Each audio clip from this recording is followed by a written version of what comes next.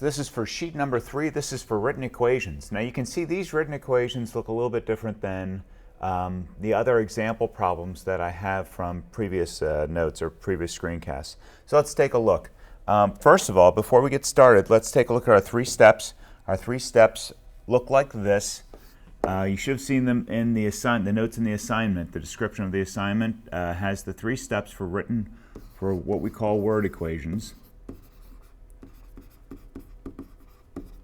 And the 3 steps are this.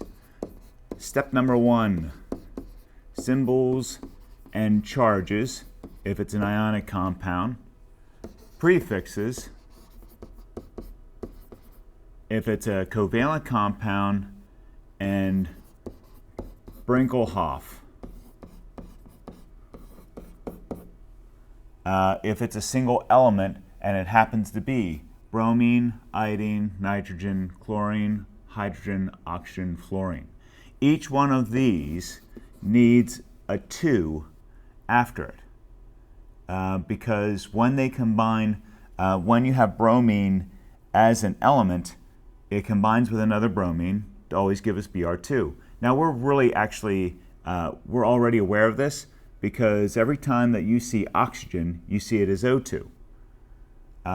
So we're already used to seeing oxygen like this. There just happens to be 6 other elements that do exactly the same thing. You probably have seen hydrogen like this, and you probably have seen nitrogen like this. So we just have to include chlorine, iodine, and what's the last one? Fluorine, it looks like. Okay, so all of these elements then, and we can remember them easily by saying Brinkelhoff. And if you can spell Brinkelhoff, then you know the 7 diatomic elements. Okay, so that's step 1. So let's take a look at step 1 for number 1. So magnesium bromide, magnesium is Mg with a +2. Bromide is Br, and that has a -1 because of where it is, plus, and then chlorine. Now this is Brinkelhoff. It's not just Cl, it has to be Cl too.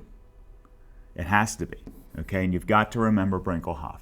And then on the other side you see magnesium with a +2 and chloride, which is Cl with a -1, and then plus bromine, but because bromine is part of Brinkelhoff, I have to put a 2 there, like that. Now, what's my second step? My second step is crisscross.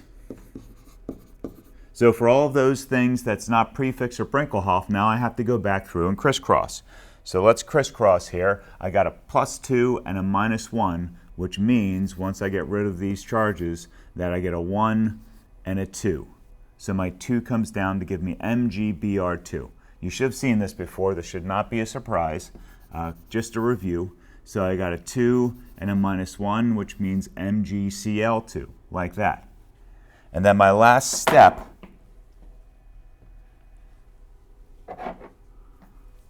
for word equations is balancing the equation.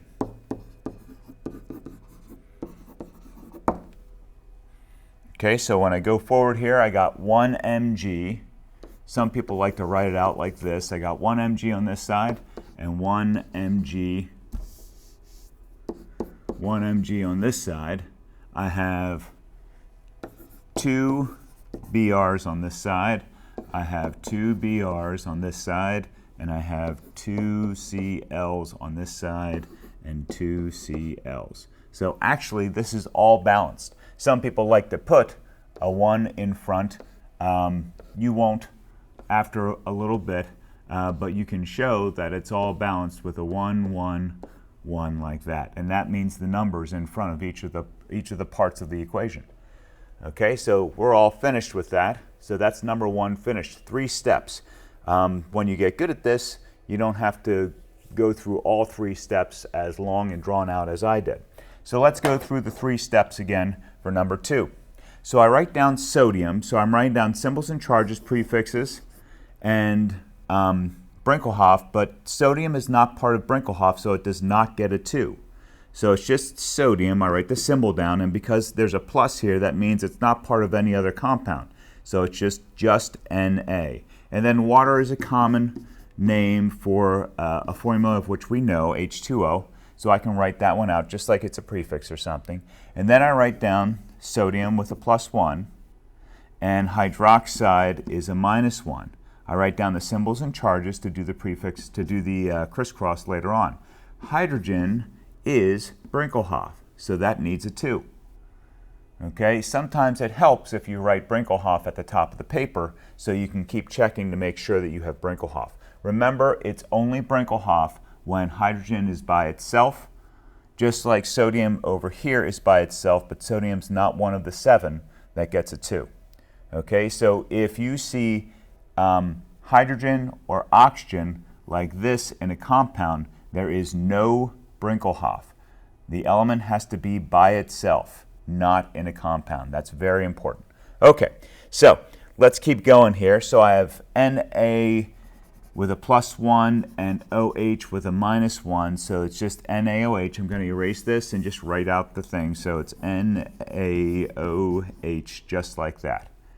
Now let's go through and do our, that was the crisscross right there. So that was step number 2 because we didn't have to crisscross anything because it was a +1 and -1. Now let's go to balancing. So the balancing looks like this. I have 1 Na here, right? I have 2 hydrogens here, and I have 1 oxygen here. Okay, so when I go to the other side, I have 1 Na, I have 1 oxygen, and here I have a hydrogen, but then with these 2 here, I actually have 3 hydrogens total. Okay, now here is a trick.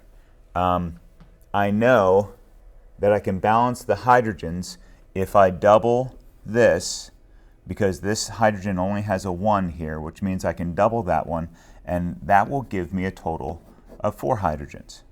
Now, since I've doubled that, that's going to also mean I need to double this to get a number of 2 sodiums.